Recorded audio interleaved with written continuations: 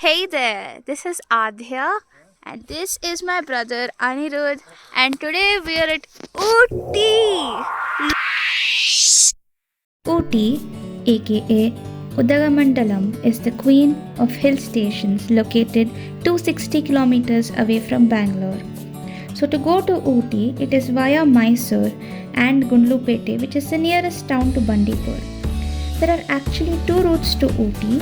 The regular route is through Gudaluru, the foot of all hill stations including Wayanad and Ooty, and the other route is through the famous Masingudi Elephant Reserve area, which goes through the Madumalai Tiger Reserve.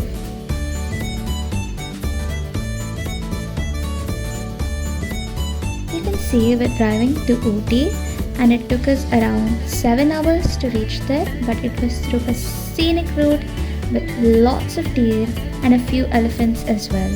But our timing wasn't as right for the safari because it was around afternoon and all the animals were in the shade. While going to Ooty, we took the Masinagudi roads where only cars were allowed, as the roads were very narrow and small.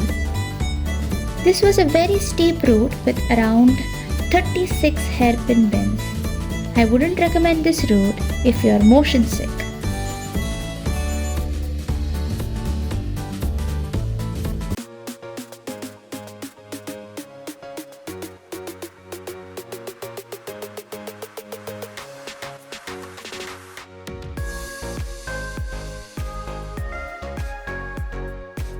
Our first stop for the day in Ooty was Doddabetta Peak, which is a very popular tourist destination with lots of viewpoints.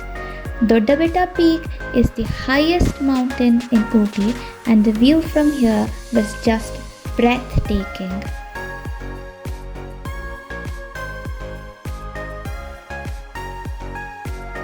From Doddabetta Peak, we headed directly to our room in the resort Planters Punch. This resort is located around 15 kilometers from the city center Ooty and it is located between Ooty and Kotagiri. This was a very beautiful resort placed right in between the tea gardens. Is there anything better than a steaming cup of chai paired with crispy pakoras to embrace the chilly weather of Ooty? It was delightful. As the night fell, we gathered around the crackling campfire, sharing stories and singing songs under a canopy of stars.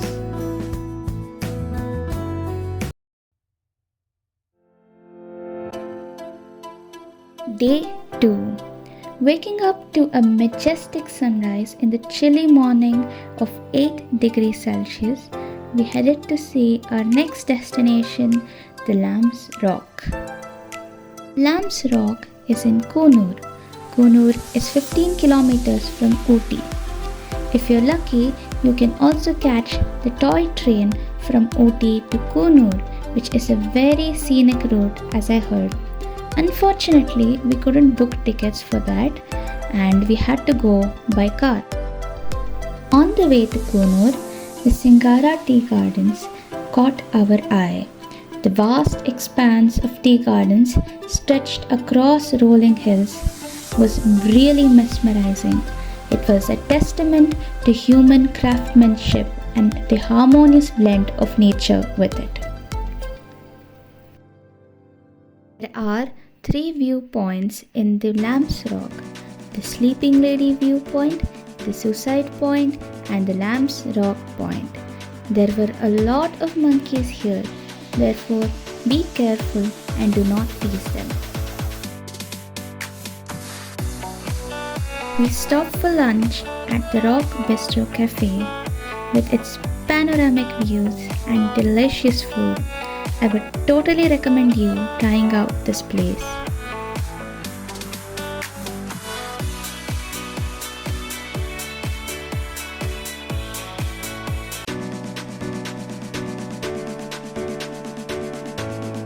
Next, we headed to the pine forest. Doesn't this look exactly like the dark forest of Hogwarts? Yes, it does. It felt absolutely magical, as if I were on a Harry Potter set. Pine Forest is on the way back to Bangalore. We finally started from the Pine Forest at around 5 o'clock. Hence, we reached Bandipur at 6 o'clock, and this was the ideal time for us to view lots of elephants, peacocks, and deer.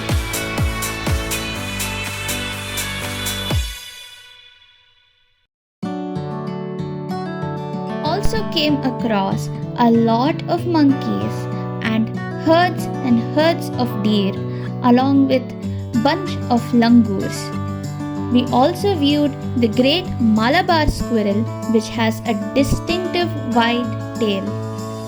While heading back to Bangalore, we had to go via Mysore, and this was a weekend and we could view the palace lighting from afar as it was very crowded that day.